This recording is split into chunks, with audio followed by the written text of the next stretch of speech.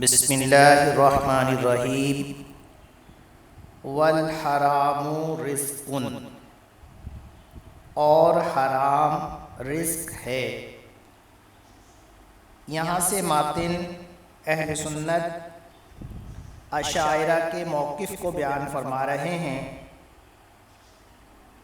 کہ حرام پر رزق کا اطلاق ہوتا ہے اور حرام رزق ہے، جبکہ معتزلہ اس کا انکار کرتے ہیں اور وہ یہ کہتے ہیں کہ حرام رزق نہیں ہے، رزق کا اطلاق صرف حلال پر ہوتا ہے۔ پھر شارح نے رزق کی دو تفسیریں بیان کی ہیں جو کہ اشاعرہ کے نزدیک ہیں۔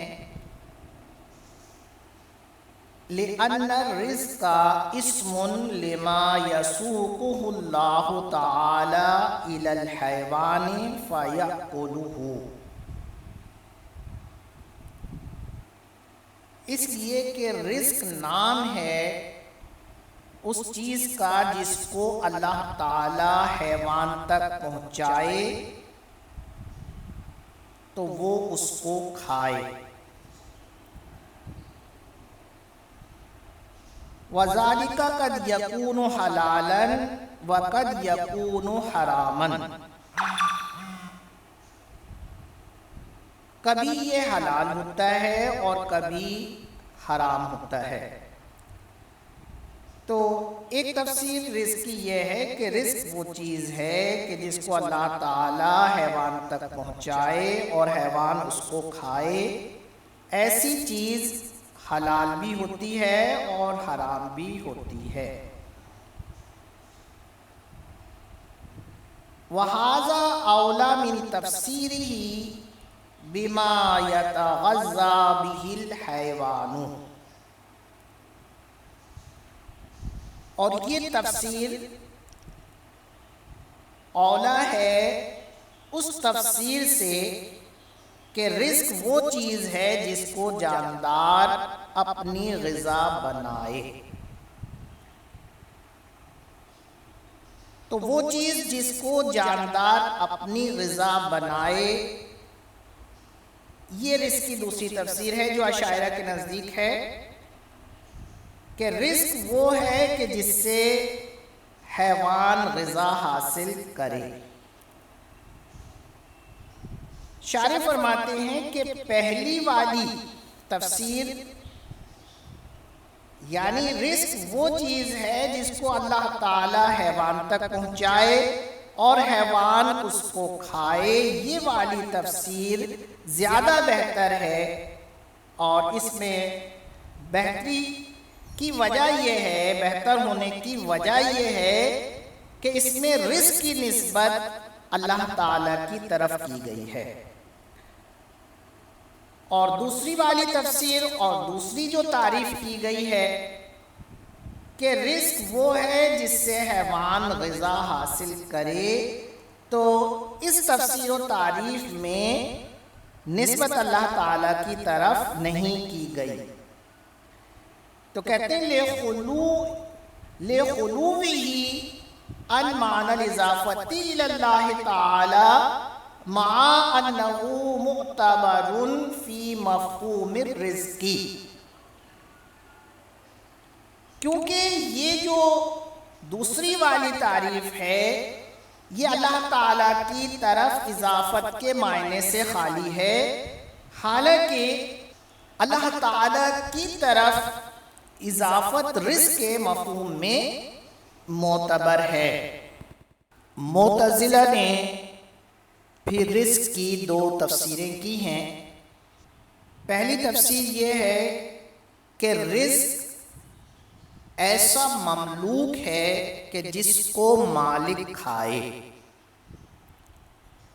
رزق وہ مملوک ہے جس کو مالک کھائے۔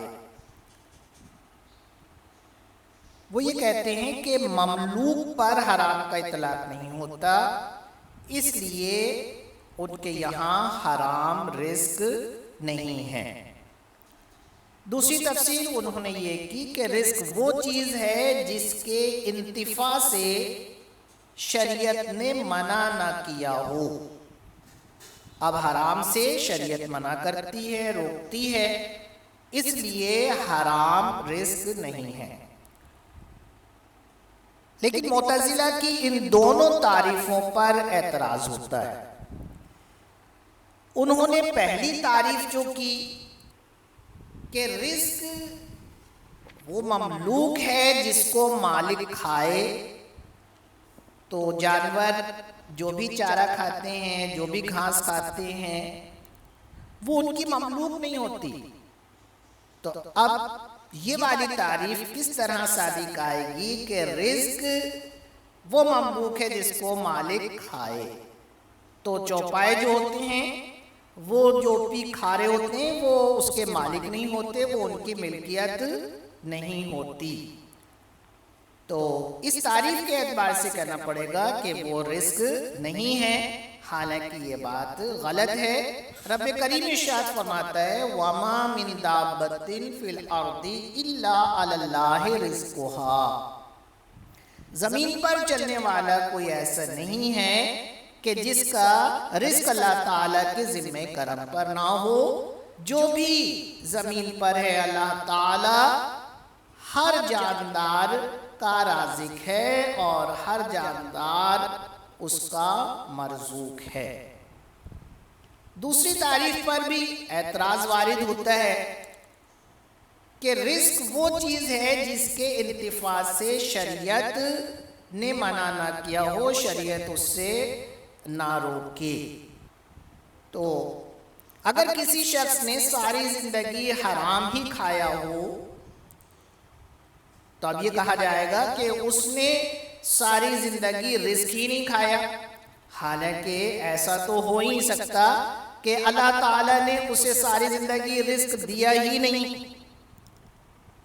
اور یہ جو آیت کریمہ تلاوت کی گئی وَمَا مِن دَابَّةٍ فِي الْأَرْضِ إِلَّا اللَّهِ رِزْقُهَا، یہ بات اس کے بھی خلاف ہے.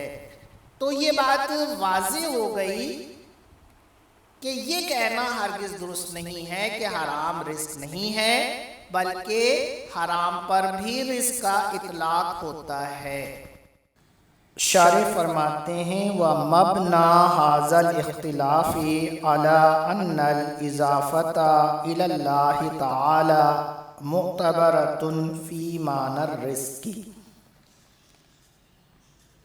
اور اس اختلاف کی بنیاد اس بات پر ہے کہ رزق کی اضافت اللہ تعالیٰ کی طرف رزق کے معنی میں معتبر ہے. وَأَنَّهُ لَا رَازِقَ إِلَّا اللَّهُ وَحْدَهُ، اور یہ کہ اللہ کے سوا کوئی رازق نہیں ہے. وَأَنَّ الْعَبْدَ يَسْتَحِقُّ الذَّمَّ وَالْعِقَابَ عَلَىٰ أَكْلِ الْحَرَامِ،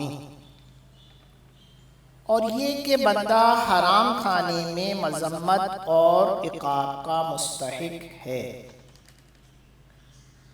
وَمَا يَكُونُ مُسْتَنَدًا إِلَى اللَّهِ تَعَالَىٰ لَا يَكُونُ قَبِيحًا وَمُرْتَكِبُهُ لَا يَسْتَحِقُّ الذَّمَّ وَالْعِقَابَ.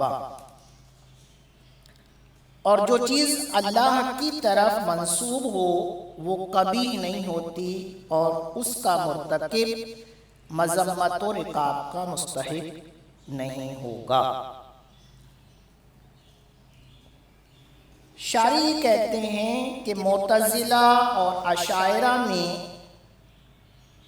حرام رزق ہے یا نہیں، اس اختلاف کی بنیاد 3 باتوں پر.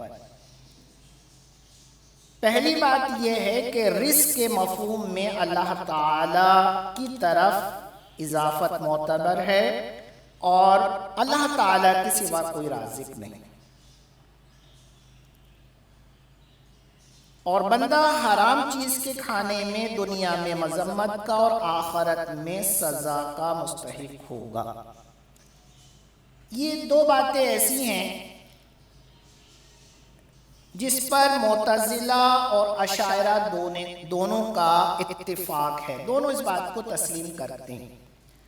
لیکن تیسری بات جو ہے کہ جو چیز اللہ کی طرف منسوب ہو وہ کبھی نہیں ہوتی اور اس کا مرتکب دنیا میں مذمت اور آخرت میں سزا کا مستحق نہیں ہوتا۔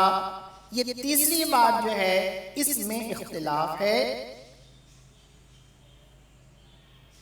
اشاعرہ اس کے قائل نہیں ہیں، وہ یہ کہتے ہیں کہ اللہ کا کوئی فعل کبھی نہیں ہے، جبکہ معتزلہ اس کے قائل ہیں اور وہ یہ کہتے ہیں کہ اگر حرام کو رزق تسلیم کیا جائے اور حرام پر رزق کا اطلاق کیا جائے تو پہلی بات جو تھی کہ رزق کے مفہوم میں اللہ تعالیٰ کی طرف اضافت معتبر ہے، تو پھر حرام کی اضافت اور نسبت جو ہے وہ اللہ تعالیٰ کی طرف ہوگی۔ اور تیسری بات جو ہے جس کے وہ قائل ہیں اور اشاعرہ اس کے قائل نہیں ہیں کہ حرام جو ہے پھر وہ کبھی نہیں ہوگا اور نہ ہی اس کا مرتکب جو ہے مذمت اور سزا کا مستحق ہوگا، حالانکہ یہ دونوں باتیں جو ہیں باطل ہیں، لہٰذا حرام کا رزق ہونا بھی باطل ہے۔